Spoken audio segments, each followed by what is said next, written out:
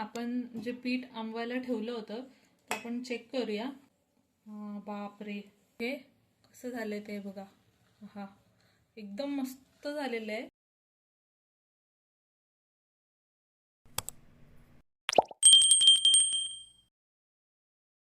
नमस्कार, आशाची रेसिपीमध्ये तुम्हा सगळ्यांचं स्वागत आहे। तर आज मी तुम्हाला दाखवणार आहे डोशाचं बॅटर कसं बनवायचं ते। इडली डोसा हे दोन्हीसाठी वापरू शकतो आपण ते। आता ह्याच्यासाठी मी इथे हा तांदूळ घेतलेला आहे, तो राशनचा तांदूळ आहे, म्हणजे राशनवरती आपल्याला रेशनिंग कार्डवरती जे तांदूळ मिळतात ते। तर ते स्वच्छ साफ करून घेतलेले आहेत आणि आता ते किती वाट्या घेतलेत ते मी तुम्हाला दाखवते। ज्या टोपामध्ये आपल्याला ते तांदूळ भिजत घालायचे त्या टोपामध्ये आपण घ्यायचे आणि माप एक घ्यायचं एका वाटीचं। तर ही वाटी एक घेतलेली आहे, तशा मी 6 वाट्या तांदूळ इथे मी घेणार आहे।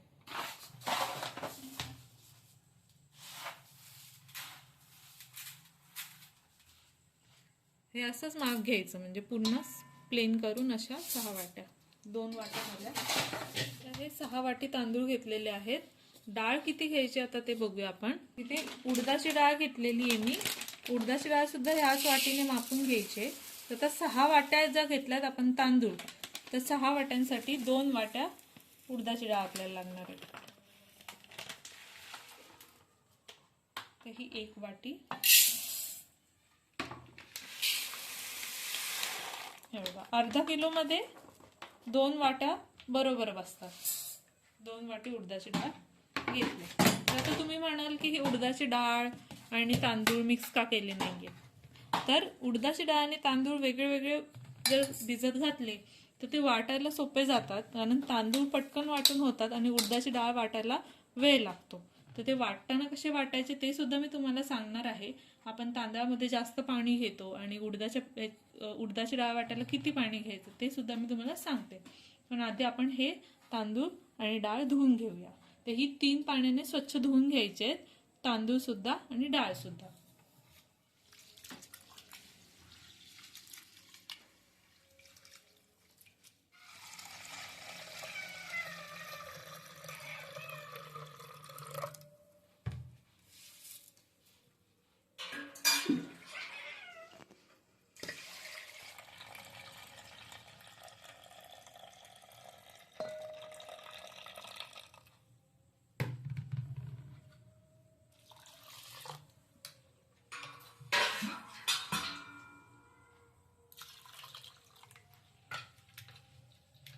आता हे तांदूळ जे आहेत ते आपण मस्त 3 पाण्याने स्वच्छ धुवून घेतलेले आहेत आणि ह्याच्यामध्ये पाणी किती ठेवलंय ते तुम्हाला दाखवते। हे एवढं पाणी ठेवलेलं आहे, तांदूळ भिजतील आणि फुलतील एवढं आपल्याला पाणी ठेवायचं आहे। इथे ही डाळ सुद्धा आपण 3 पाण्यात स्वच्छ धुवून घेतले आणि त्याचं एवढं पाणी ठेवलंय, तेवढं सुद्धा बास होतं। हे आता पूर्ण भरेल एवढं ती फुलणार आहे। तर ह्याच्यावरती आता आपण झाकण ठेवून ह्याला असंच ठेवायचं आहे। आता 7:15 वाजलेले आहेत, तर मी 11 वाजता हे वाटणार आहे। म्हणजे 4 तास पुष्कळ होतात हे तांदूळ आणि डाळ भिजण्यासाठी। महत्वाचं काम आहे ते आपलं त्याच्यानंतरची प्रोसेस असते, ते आपण आता नंतर बघूया।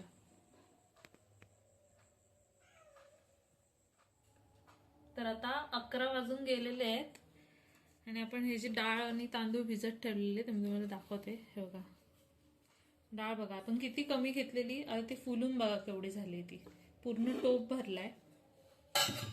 तांदूळ बघूया, तांदूळ सुद्धा फुललेले आहेत। आपलं पूर्ण 2 म्हणजे एवढं बुडत होतं, तर आता तुम्हाला दाखवते केवढं बुडतंय।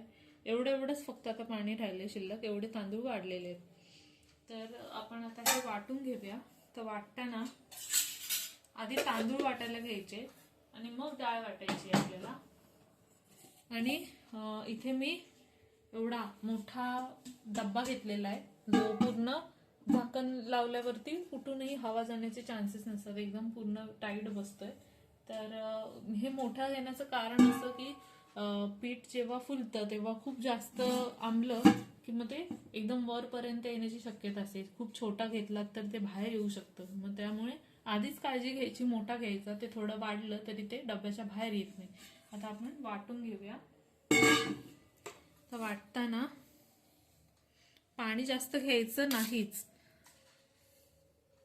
आपण पीठ नंतर आंबल्याच्या नंतर आपल्याला हवं तेवढं पाणी टाकू शकतो. जर आपल्याला जास्त दिवस टिकवायचं असेल हे पीठ, तर हे वाटताना मीठ वगैरे वापरायचं नाही अजिबात, आणि कमी पाण्याचा जितका वापर करता येईल आपल्याला तेवढा करायचा. आता हे एवढे तांदूळ मी घेते, आणि हे जे पीठ तांदूळ भिजवलेलं पाणी होतं ना, तेच पाणी आपण आता वाटताना वापरणार आहे. त्याच्यामुळे पीठ फर्मेंट चांगलं होतं. तर ही एक टीप आहे जी आपल्याला फॉलो करायची, की ज्याच्यामुळे पीठ आपलं छान होईल. तर आता हे वाटून घेऊया. पूर्ण वाटायचे, जरा सुद्धा कणी राहिली नाही पाहिजे. ते कसं वाटल्याच्या नंतर मी तुम्हाला दाखवते.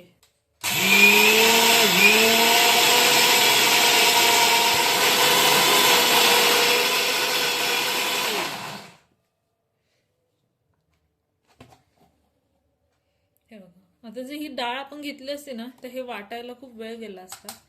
तर आता अजून सुद्धा थोडंसं बघा, आत्ताच एवढं पातळ झालंय मस्त. हे तांदूळ थोडेसे आहेत, ते आता असे एकत्र करून घ्यायचे खाली, आणि एकदा अजून फिरवायचं. असं थोडं थोडं तांदूळ घेतले ना की पटापट वाटले जातात.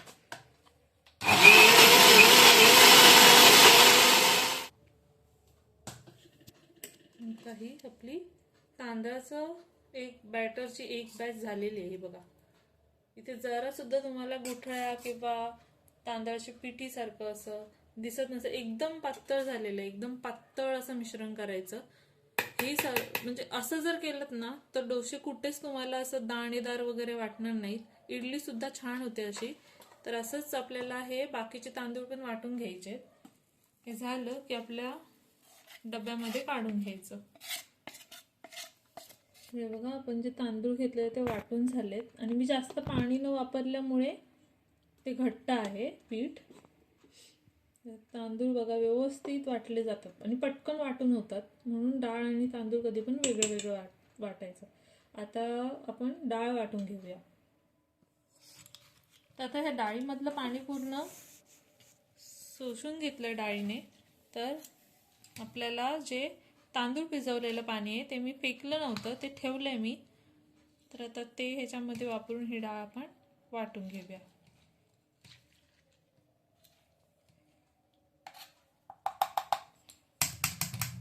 पण डाळीमध्ये पाणी टाकताना ते डाळीत सुद्धा कमीच घ्यायचे आपल्याला.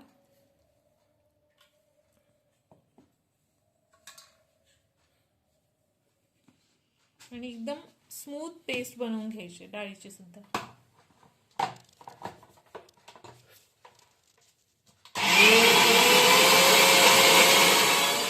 डाळ वाटून घेतली आपण, मी दाखवते. थोडं थोडं पाणी टाकून टाकून तिला वाटून घेतले. बघा, डाळ कशी चिकट असते ना, वाटायला थोडा टाइम घेते ती. आता आपण हे त्याच पिठामध्ये मिक्स करायचं तांदळाच्या.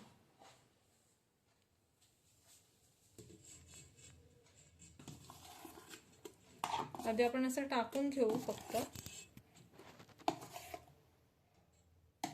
आता ही डाळ सुद्धा आपली पूर्णपणे वाटून झालेली आहे. असं डाळ वाटताना आधीच आपल्याला हवं तेवढं पाणी टाकलं ना, तरी पण एकदम व्यवस्थित पेस्ट होते. हे सगळं बॅटर काढून घ्यायचं. तर आता आपली डाळ आणि तांदूळ वाटून झालेले आहेत. इथे मी भात घेतलाय. तर हा भात मी कशासाठी वापरते ते मी तुम्हाला सांगते. आता थंडीचा सीझन आहे आणि थंडीमध्ये पीठ लवकर आंबत नाही, तर ते पीठ लवकर आंबावं ह्याच्यासाठी आपण त्याच्यामध्ये भात वापरणार आहे. आणि भात वापरल्याने आपले डोसे, इडली ही मस्त मऊ होतात. आंबोळ्या वगैरे पण तुम्ही बनवू शकता मस्त मऊसूत. तर आता मी हा भात जो आहे तो वाटून घेते आधी. तसंच मिक्सरमध्ये आपल्याला जे तांदूळ भिजवलेलं पाणी होतं ते पाणी टाकून आपण हा भात वाटून घ्यायचा आहे. ते एक वाटी भरा, असा तुम्हाला जास्त वाटत असेल, एवढा जास्त पण नाही येतो. जे तांदूळ भिजवलेलं पाणीच मी त्याच्यामध्ये वापरणार आहे. आता हा आपण एकदम पेस्ट करून घ्यायची ह्या भाताची आपल्याला.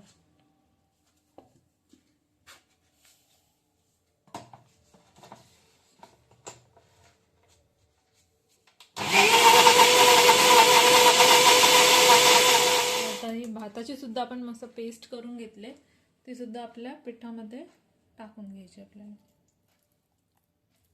हे तुम्ही पीठ बघाल तर आंबल्याच्या नंतर खूप जास्त होईल, फुलेल. तर जवळजवळ 5 किलो पीठ ह्याच्यातून तयार झालेलं आहे. आणि त्यासाठी आपण फक्त तांदळांचा वापर केला आहे, ते पण राशनच्या तांदळाचा.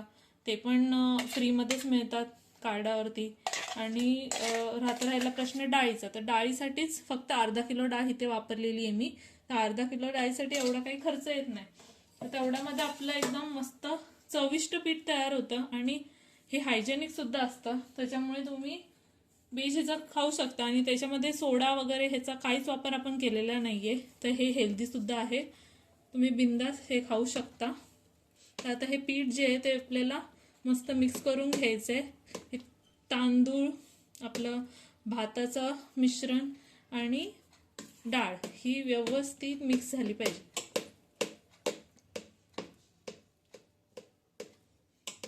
तर आता हे पीठ जे आहे ते मी हाताने फेटणार आहे. त्याचं कारण की चमच्याने फेटल्यावरती डाळ जी आहे ती व्यवस्थित मिक्स होत नाहीये पूर्ण तांदळामध्ये. तर आता हे व्यवस्थित मिक्स होण्यासाठी आपण हाताने फेटायचंय असं.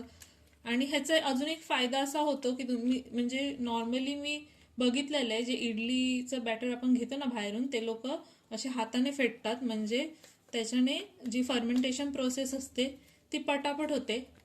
तर तसं हे व्यवस्थित असं फेटून घ्यायचं आपल्याला. तर मग आंबण्याचं प्रोसेस असते ती पटापट सुरू होते. तर अशा प्रकारे हे पीठ आता तयार झालेलं आहे. तर तुम्हाला वाटत असेल की ह्याला खूप वेळ लागतोय, खूप मोठी प्रोसेस आहे, तर चांगलं आपल्याला जर खायचं असेल तर त्यासाठी थोडा टाइम द्यायला लागतो. आणि ह्याचे नक्कीच चांगले डोसे होतात. तर आपण आता हे फर्मेंटेशनसाठी ठेवून द्यायचं आहे. त्यासाठी आपण डब्याला झाकण लावायचं आणि एखाद्या उबदार ठिकाणी ठेवून द्यायचं रात्रभर. मग ते सकाळी आपण कसं आंबलंय ते बघूया. तर आता दुसरा दिवस आहे आणि सकाळचे 8 वाजलेले आहेत. आपण जे पीठ आंबवायला ठेवलं होतं ते आपण चेक करूया. मी हा डबा खोलला नव्हता बघा, हवा येत. बापरे, हे बघा. आता असं कोणीही म्हणू शकत नाही की थंडीच्या दिवसामध्ये पीठ आंबत नाही घरामध्ये. तर हे बघा, तुम्ही बघू शकता हे पीठ झाकणाच्या पण, हे डब्याच्या काठाच्या पण वरती आले. एवढंच असं. आता थोडा वेळ अजून ठेवला असता ना तर ते अजून बाहेर आलं असतं ते. म्हणजे हे एक परफेक्ट माप आहे. आणि ह्या मापाने जर तुम्ही बनवाल तर पीठ नक्की आंबेल. आणि मी तुम्हाला दाखवते की हे कसं झालंय ते बघा. हा एकदम मस्त झालेलं आहे. आणि मी ज्या टिप तुम्हाला दिलेल्या आहेत आपल्या व्हिडिओमध्ये, व्यवस्थित हलवायला लागेल कारण खाली पडायची शक्यता आहे. बनवताना आपल्याला असं हलवून घ्यायचंय म्हणजे ते थोडं खाली बसेल.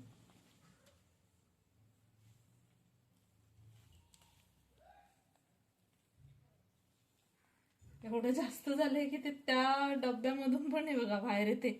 व्यवस्थित मिक्स पण करता येत नाहीये, एवढं जास्त झालेलं आहे.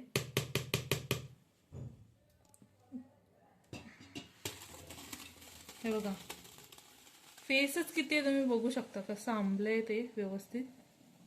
एवढा मोठा डब्बा भरून झालेला आहे. आता हे